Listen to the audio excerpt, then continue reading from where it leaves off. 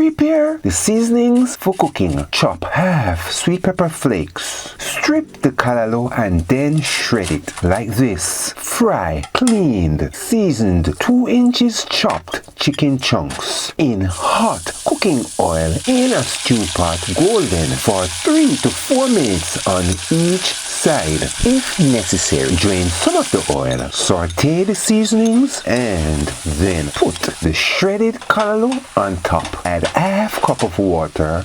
Alright, use quarter cup or no water instead. Cover the pot good. Turn the stove on low. Number 2, allow steaming 20 to 25 minutes. Add the sweet pepper near or at the end. Stir in occasionally. It's not a typical meal, but sometimes we cook callaloo and chicken. Until next time, Megan, get the cookbook, Jamaican Food Recipes. It's a big 8x10 book with 511 pages that you can lay out on a table for easy reading.